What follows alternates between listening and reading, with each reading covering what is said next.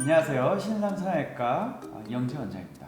안녕하세요. 신상성형외과 김재희 원장입니다. 안면거상을 네. 꽤 오래 우리 전문적으로 좀 하고 있잖아요. 많은 분들과 이제 상담을 하다 보면 괴담 같은 얘기들을 많이 물어보시죠. 그렇죠. 뭐 질문들을 받아보면 진짜요? 라는 진짜? 것들도 좀 있어요. 진짜 그걸 믿으세요? 약간 이런 것들 있잖아요. 그런데 네, 네. 정확하게 이게 진짜인지 아닌지 좀 알려드릴 필요가 네. 있습니다. 그렇죠, 왜냐하면 그렇죠. 이게 무서워서 수술을 꺼리시는 분들도 있을 거니까. 맞아요. 괴담 정리를 한번 오늘 해보도록 하죠. 알겠습니다. 네. 자, 그럼 첫 번째 한번 확인해 볼까요? 얇아지나요?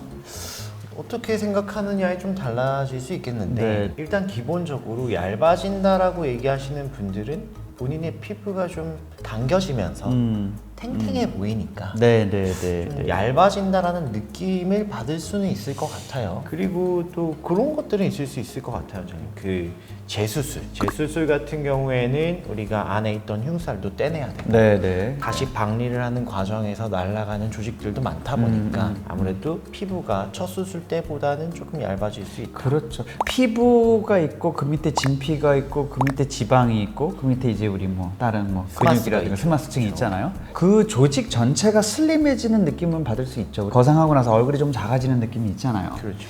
근데 그거는 전반적인 조직이 좀 줄어들었다고 얘기하는 거지 그 피부층이 얇아졌다라고 하기에는 좀 어렵죠. 좀 아닌 것 같아요. 오히려 피부가 아물면서 피부가 조금 더 두꺼워지는 느낌을 저는 좀 받았거든요. 제가 봤을 때는 저거는 완전 괴담. 괴담이다. 많이 물어보시는 네, 거거든요. 그렇죠, 그렇죠. 자기 피부 두껍다고 어차피 저는 효과 좀 떨어지지 않냐. 그렇죠. 오해죠. 그죠, 오해죠. 효과를 많이 보시는 분들은 피부가 조금 얇고 피부 자체가 많이 처져 있고 안쪽에 있는 그런 우리 심부의 조직들이 좀 덜 처져 있으신 분들이 효과를 제일 많이 보고 효과를 느끼시는 게 좀 적으신 분들이 이제 피부가 두껍고 지방이 많고 얼굴이 좀 뭔가 무거운 느낌이 있으신 분들 효과를 좀 덜 느끼시는 건 있어서 효과가 덜한 것 같다고 느끼시는 건 맞는 것 같은데 없는 건 아니잖아요, 그죠? 그렇죠. 일단 충분히 피부가 두꺼운 분들도 저희가 수술하는 게 특히 신상의 거상의 특징인 피부를 당기는 것도 중요한데 그렇죠. 스마스를 당기는 게 저희는 메인이다 보니까 두꺼운 피부도 충분히 효과를 볼 수 있다는 거. 저희는 이제 안티에이징이잖아요. 그죠? 예. 안티 에이징. 안면구상이라고 그러면은 거꾸로 되돌리는 거잖아요. 완전 오해죠. 정말 저거. 괴담이죠, 이건. 우리가 이제 노화라는 거는 당연하게 일어나는 거고 시간이 지나면서 계속 생기는 건데 이렇게 처져 있었던 구조물들을 우리가 안쪽에 스마스에서부터 이렇게 빳빳하게 쫙 해놓고 그 위에다 피부까지 해서 잡아 당겨 놓으면 이게 다시 떨어지는 시간까지가 10년, 20년은 걸릴 텐데 빨리 늙는다기보다는 수술한 직후에도 효과가 좋고 그렇죠. 그 이후에 노화의 프로세스도 충분히 늦출 수 있다라고 생각을 그렇게 이해를 하시는 게 매우 정확할 것 같아요. 절대 더 빨리 늙지는 않는다. 그렇죠. 이거는 좀 그렇죠. 우리가 피부가 울지 않으려고 그렇죠, 수술하는 그렇죠. 거니까 예. 피부를 충분히 잘라주지 못하면 울 수도 있고 아, 울지 않게 하기 위해서 너무 과도하게 자르면 흉터가 안 좋아지니까 네. 그 중간을 찾는 게 되게 중요한데 맞아요. 적당하게 알짤딱깔센이 중요하죠. 그렇죠. 네.